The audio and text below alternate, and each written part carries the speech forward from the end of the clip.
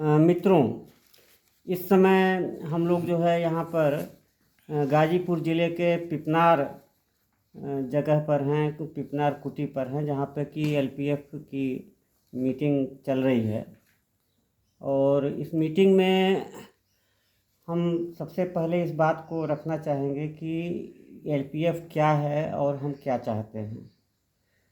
तो पहली बात तो ये है कि देश के जो हालात हैं, समाज के जो हालात हैं, जो स्थितियां हैं, इनके बारे में आप सभी लोग जो है अच्छी तरह से भली भांति अवगत हैं और उसके बहुत गहराई में विस्तार में जाने की आवश्यकता नहीं है। मणिपुर में जो कुछ भयावह घटनाएं हुई और इतिहास और मानवता के विरुद्ध जिस तरह का मतलब यह घटना हुई है, वो बहुत ही शर्मनाक है एक सभ्य समाज के लिए जो मणिपुर में हुआ है। फिर हरियाणा में दंगा कराने की कोशिश की गई है। इसके अलावा कारपोरेट की लूट जारी है। कारपोरेट के हितों की रक्षा करने वाली सरकार मरकज़ में बैठी हुई है और उसका मकसद इनके प्रकरण ये है कि लोगों की जानें जाती हैं तो जाएं, जनता दुख और तकलीफ़ में पड़ी हुई है तो पड़ी रहे, लोगों के कष्ट बढ़ते जा रहे हों तो बढ़ते जाएं, इससे लेना देना नहीं है। उनका एकमात्र काम ये है कि किसी तरह से हम सत्ता में बने रहें। उसके लिए हमको जातिवाद का सहारा नहीं लेना पड़े, नस्लीय हिंसा का सहारा लेना पड़े, लोगों को एक दूसरे से लड़ाना पड़े, जान लोगों की लेनी पड़े, तो ये कुछ भी कर सकते हैं। एलपीएफ का जो चिंता है वो ये है कि जो चीज़ें हो रही हैं इसके खिलाफ राष्ट्रीय स्तर पे किस तरह से एक प्रबल और व्यापक प्रतिरोध कैसे खड़ा किया जाए, ये हमारी चिंता का मूल बिंदु है। और जो यथार्थ है वो ये है कि खासतौर से हम वामपंथ की बात करना चाहेंगे कि एक दूसरे से ज़्यादा क्रांतिकारी अपने आप को साबित करना, अपने सिद्धांतों, पार्टी के नीतियों को ज़्यादा बेहतर बताना, या और भी तमाम फैक्टर्स हो सकते हैं, उनको लेके अपनी अपनी ढपली, अपना अपना राग सब लोग अलाप रहे हैं। और वामपंथ के भीतर कोई भी पार्टी जो है आज इस स्थिति में नहीं है कि वो चुनौती पेश कर सके अकेले अपने दम पर।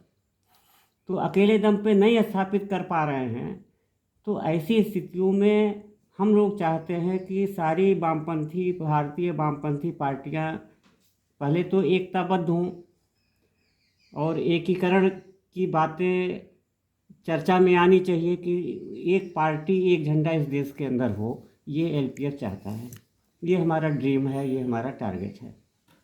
लेकिन हम इस बात को जानते हैं कि हम लोगों के कहने से या विचार करने से, चर्चा करने से कल या परसों या 2 महीने, 1 महीने के अंदर ये सारी पार्टियां एक विलय नहीं करने जा रही हैं, एक नहीं होने जा रही हैं। ये सब चीज़ें हम लोगों को पता है। हम लोग बात को यहाँ से शुरू कर रहे हैं कि इस देश के अंदर वामपंथी विचारधारा रखने वाले लोग, जिनका मार्क्सवाद लेनिनवाद में यकीन है, ऐसे लोग, ऐसी शक्तियाँ, ऐसी विचारधारा वाले लोग, वो किसी भी पार्टी के मेंबर हों, उससे कोई फ़र्क नहीं पड़ता है, उनका एक प्लेटफार्म पहले तैयार किया जाए। अपनी पार्टियों में बने रहिए, अपने पार्टियों के दिशा निर्देशों का पालन करते रहिए, उनके पार्टी के संघर्षों में शामिल रहिए। हमको वहाँ पे कोई ऑब्जेक्शन नहीं है। हमको ये चाहिए कि हम जो एलपीएफ जो है, जो काम कर रहा है, जो संघर्ष आयोजित कर रहा है, उसमें भी आप शरीक हुई। और वह संघर्ष जो है निश्चित रूप से कोई अलग तरह का संघर्ष नहीं है। जो कम्युनिस्ट पार्टियां जो संघर्ष चला रही हैं, जिन मुद्दों को लेकर, किसानों के, मजदूरों के, छात्रों के, नौजवानों के, उन मुद्दों पे हम भी संघर्ष करेंगे और कोशिश करेंगे उस संघर्षों में सारी पार्टियां शामिल हों, पार्टी स्तर पे शामिल हों। कार्यकर्ताओं का तो मंच ये सभी पार्टी के लोगों का है ही।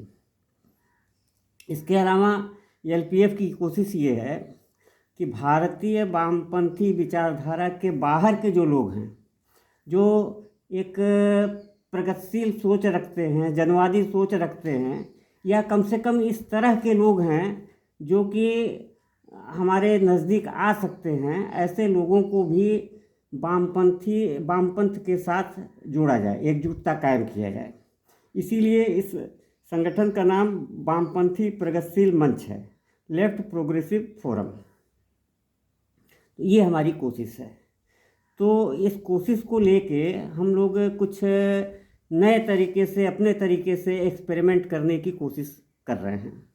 उन कोशिशों में क्या है कि हम लोगों ने अपने मंथन के दौरान इस बात को आइडेंटिफाई हम लोगों ने किया कि आम जनता जो है उसको न मार्क्स से मतलब है, न लेनिन से मतलब है, न साम्राज्यवाद से मतलब है, न पूंजीवाद से मतलब है, न किसानों की समस्या से मतलब है, न नौजवानों से मतलब है, न स्वास्थ्य की हालात से मतलब है। आदमी की सबसे ज़्यादा महत्वपूर्ण चीज़ ये होती है कि उसके अपने व्यक्तिगत जीवन की समस्याएं, उसकी पारिवारिक समस्याएं, जिसको हल करने के लिए वो लगातार जूझ रहा है और ज़िंदगी की कठिनाइयों में, संघर्षों में पड़ा हुआ है। वहाँ पर हम आम जनता के दुख दर्द से, उनकी समस्याओं से हम लोग जुड़ना चाहते हैं। उसके निराकरण की दिशा में हम लोग प्रयास कर रहे हैं कि उसको कुछ राहत दे सकें, कुछ कर सकें। उसके लिए हम देश के नौजवानों को रोज़गार तो नहीं दे सकते, लेकिन ये है कि उसकी तमाम समस्याओं को, किसी की भैंस बीमार है, उसको दवा चाहिए, वो दिया जा सकता है। किसी की लड़की की शादी है तो वहाँ पे उसकी मदद की जा सकती है। जो गंभीर कोई इस तरह के हार्ट का ऑपरेशन है या और कोई ऑपरेशन इस तरह का है, बीमारी है जहाँ की वो आपत्ति विपत्ति में पड़ा है, वहाँ पे उसकी मदद कर सकते हैं। और ये परंपराएं एक कम्युनिस्ट होने के नाते एलपीएफ के लोग भी जानते हैं कि हम इन सब चीज़ों का समर्थन नहीं करते कि किसी के मरने पे जो है इतना ज़्यादा खर्चा किया जाए। लेकिन चूंकि एक प्रथा है, परंपरा है समाज की, और जब तक दूर नहीं होती है तब तक प्रचलन में है, और उस प्रचलन के हम दबाव में हैं, तो उससे बहुत आगे जाके हम बहुत सारी चीज़ें, क्रांतिकारी कदम नहीं उठा सकते। लेकिन ये है कि मरने पे ये कम से कम क्रियाक्रम होता है। तो वहाँ पे अगर एलपीएफ अगर क्रियाक्रम के लिए 20-25 हज़ार रुपये तुरंत उपलब्ध करा सके तो मरने के बाद क्रियाक्रम का बोझ जो है परिवार पे नहीं पड़ेगा। मरने के बाद होता ये है कि इधर उधर गिड़गिड़ाना पड़ता है कि 5,000 आप दे दीजिए, 2,000 आप दे दीजिए, किसी तरह से कफन दफन ये सब लकड़ी फकड़ी का इंतजाम हो। तो ये वास्तविक चीज़ है जो कि होता है समाज में। तो एक संगठन के तौर पे अगर हम किसी भी सदस्य के मृत्यु पर अगर 20,000 25,000 उसको तुरंत प्रोवाइड करा सकें तो भाई लीजिए और क्रियाक्रम करिए। तेरही का जो समय आता है उस समय भी एक बोझ होता है कि इतना बड़ा लंबा खर्चा गांव भर के लोगों को, रिश्तेदारों को बुला के और खिलाना है, पैसा कहाँ से आएगा। तो 50-60 हज़ार रुपये वहाँ पर अगर हम लोग दे सकें उस समय, या इसी तरह की तमाम परिस्थितियाँ हो सकती हैं जहाँ पे कि मदद की ज़रूरत है। तो एलपीएफ इस मुद्दे पर भी काम कर रहा है कि लोगों की जो व्यक्तिगत जीवन की समस्याएं हैं, पारिवारिक समस्याएं हैं, वहाँ पर उनको हम लोग उस समस्याओं से जुड़ा जाए और उनको कुछ राहत दिया जा सके। तो निश्चित रूप से ये होगा कि अगर हम उनके लिए कुछ करते हैं तो वो हमारे साथ भी जुड़ेंगे, और इस धरातल पे वो निश्चित रूप से जुड़ेंगे। बहुत ज़्यादा सैद्धांतिक बातों पे तो नहीं जुड़ पाएंगे वो, उनकी चेतना का स्तर भी बहुत नीचे है, शिक्षा का स्तर बहुत ही ज़्यादा हालत ख़राब है, लोग तमाम चीज़ों को नहीं समझ पाएंगे। तो प्रैक्टिकल वे में कैसे हम लोगों के साथ जुड़ सकते हैं, तो उनकी समस्याओं के साथ जुड़कर हम जुड़ सकते हैं। तो यह सभी लोगों के लिए है। जो वामपंथ के बाहर के लोग हैं उनको भी अपने साथ जोड़ा जाए, वामपंथ के लोगों को भी जोड़ा जाए, और ये एक बड़ा प्लेटफार्म खड़ा किया जाए रेसिस्टेंस के लिए, प्रतिरोध के लिए। और फिर उस प्लेटफार्म पे कम्युनिस्ट पार्टियों को भी आमंत्रित किया जाए कि आप भी आइए, हमारे साथ खड़े होइए और इस चीज़ पे हम लोग करना चाहते हैं। जैसे उदाहरण के लिए ये अभी बनरेगा की मांग है कि Bhagat Singh national employment guarantee act ये लागू किया जाए देश में। इस पे हर जगह चल रहा है। तो ये एक ऐसा मुद्दा है जहाँ पर कोई एतराज़ नहीं होना चाहिए, किसी न सीपीएम को एतराज़ होना चाहिए, न एमसीपीआई यू को एतराज़ होना चाहिए, न एमएल को एतराज़ होना चाहिए। देश के लोगों को रोज़गार देने के लिए एक गारंटी एक्ट जो है पारित करे पार्लियामेंट। इसके लिए अगर हम संघर्ष में जाते हैं तो कहीं कोई डिफरेंसेस नहीं है, इस पर मिल के काम करने की ज़रूरत है। झंडा किसी का हो, हमको कोई उससे कोई लेना देना नहीं है कि झंडा वो सीपीआई का रहे सीपीएम का रहे, उससे हमको कोई एलर्जी नहीं है, कोई ऑब्जेक्शन नहीं है। हमारा ये है कि हम जनता के संघर्षों को आगे बढ़ाना चाहते हैं, इस देश की जनता को भारतीय वामपंथ से जोड़ना चाहते हैं। वो जुड़ने के बाद किस कम्युनिस्ट पार्टी में वो शामिल हो जाते हैं, इससे हमसे कोई लेना देना नहीं है, ना कोई एतराज़ है। लेकिन संघर्ष आगे बढ़ना चाहिए, संघर्ष व्यापक होना चाहिए, संघर्ष जोरदार होना चाहिए और असरकारक होना चाहिए। इस प्रयास में एलपीएफ है और हम लोग अपने स्तर पे तमाम तरह के प्रयोग कर रहे हैं, एक्सपेरिमेंट कर रहे हैं। नए तरह के एक्सपेरिमेंट करने की आज ज़रूरत है, एकता की भी ज़रूरत है और नए तरह के प्रयोगों की ज़रूरत है, नए तरह के विचारों की ज़रूरत है। क्योंकि परंपरागत जो विचार हैं, रणनीतियाँ हमारी हैं, वो कहीं ना कहीं फेल हैं। उसका नतीजा ये है कि रिजल्ट आप सामने देख रहे हैं कि हमारा जनाधार खत्म होता जा रहा है। हमारा जनाधार जो जो था वो भाजपा ने ले लिया है, वो सपा ने ले लिया है।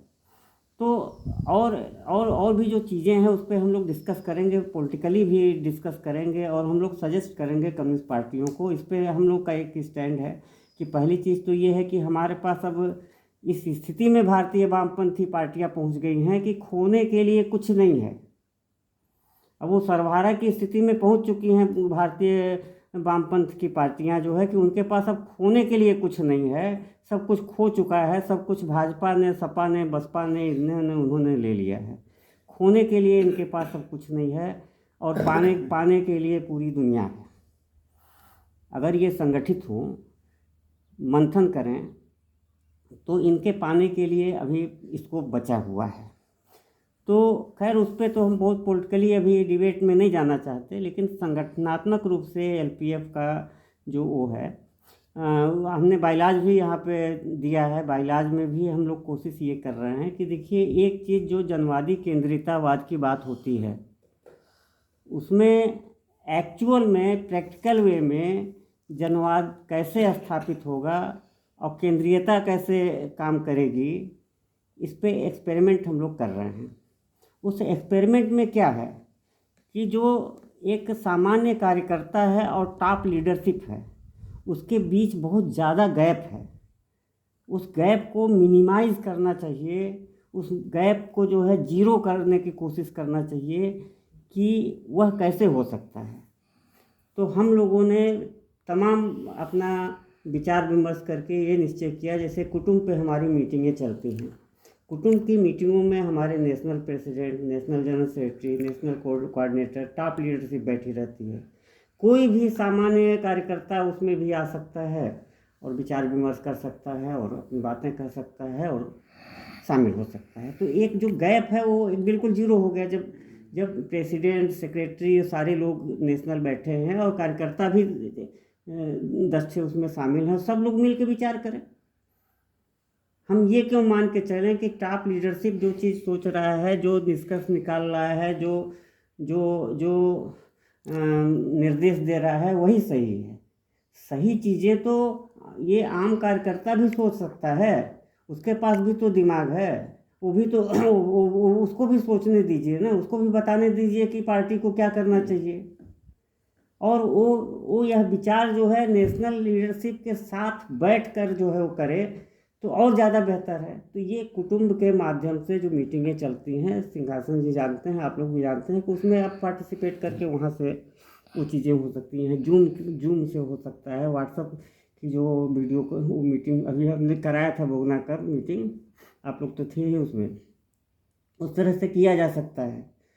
दूसरी बात जो बाइलाज के अंदर हमारे है वो ये इस चीज़ का है कि अगर कोई सामान्य कार्यकर्ता भी अगर ये चाहता है कि नेशनल काउंसिल की या नेशनल कमेटी की मीटिंग हो रही है और उस मीटिंग में हम शामिल होना चाहते हैं, अपनी बातें कहना चाहते हैं, जो आप लोग निर्णय लेने जा रहे हैं उस बहस में हम भी शामिल होना चाहते हैं, अपने विचार रखना चाहते हैं। इस तरह की इच्छा अगर कोई जाहिर करता है तो अपने ब्रांच के जरिए या डायरेक्ट भी वो नेशनल कमेटी को अप्रोच कर सकता है, और नेशनल कमेटी बाउंड होगी उसके इस इच्छा को स्वीकार करने के लिए, और उसको आमंत्रित करेगी, वो भी मीटिंग में बैठ के बात कर सके। अब सारे देश के कार्यकर्ताओं को तो नहीं बुलाया जा सकता है, लेकिन धीरे धीरे धीरे धीरे कुछ लोगों को पार्टिसिपेशन, प्रतिनिधित्व उसमें दिया जा सकता है उन मीटिंगों में। तो यह बाइलाज के जरिए हम लोग करने की कोशिश कर रहे हैं। एक ख़ास बात उस बाइलाज में हमारे ये है कि अगर किसी पदाधिकारी को, किसी भी स्तर का हो, चाहे राज्य स्तर का सचिव हो, चाहे महासचिव हो, चाहे कुछ भी हो, अगर 100 मेंबर मिलके अगर एक प्रस्ताव तैयार करते हैं, जिसको हम लोगों ने अविश्वास प्रस्ताव का नाम दिया है, और उसमें अपने चार्जेस लिखते हैं उस पदाधिकारी के खिलाफ, नेशनल कमेटी को देते हैं, तो नेशनल कमेटी उस पर बाउंड है, बाध्य है उस पर विचार करने के लिए, और वो नेशनल काउंसिल को देगी। नेशनल काउंसिल भी बाध्य है उस पर विचार करने के लिए। अगर जो चार्ज लगाए गए हैं, जो आरोप लगाए गए हैं, अगर सही है तो उनको हटा दिया जाएगा, नहीं सही है नहीं हटाया जाएगा। लेकिन ये अधिकार सदस्यों को, कार्यकर्ताओं को इसमें बाइलाज में दिया गया है। इस तरह की बहुत सारी बातें हैं, विस्तार में उसको नहीं अभी कहना चाहेंगे, बहुत लंबा समय लग जाएगा। लेकिन मूल भावना हम लोग की ये है कि सभी लोग, एक तरह के विचार रखने वाले लोग, एक तरह की भावना रखने वाले लोग, कम से कम हम लोग एक साथ बैठे तो बातचीत तो करें। सहमत या असहमत तो बाद की चीज़ है। हम लोगों के बीच जो डायलॉग है वो बंद है, संवाद बंद है।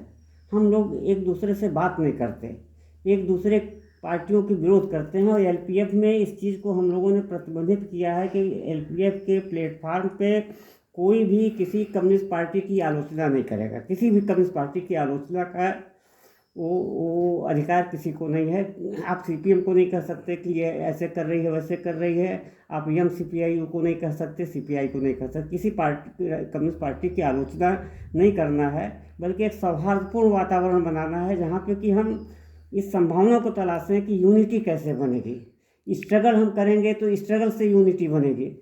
उस स्ट्रगल में कैसे शामिल करेंगे पार्टियों को, इन सब हैं, गंभीर मुद्दे हैं, कठिन मुद्दे भी हैं, ये सब बातें हैं। लेकिन एक प्रयास में हम लोग लगे हैं, और आप सभी लोगों से यह एलपीएफ की तरफ से हम प्रार्थना करना चाहेंगे कि आप सभी लोग जो है इसमें सहयोग प्रदान करें।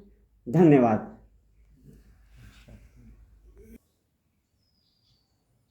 कैसे क्या चालू हो गया।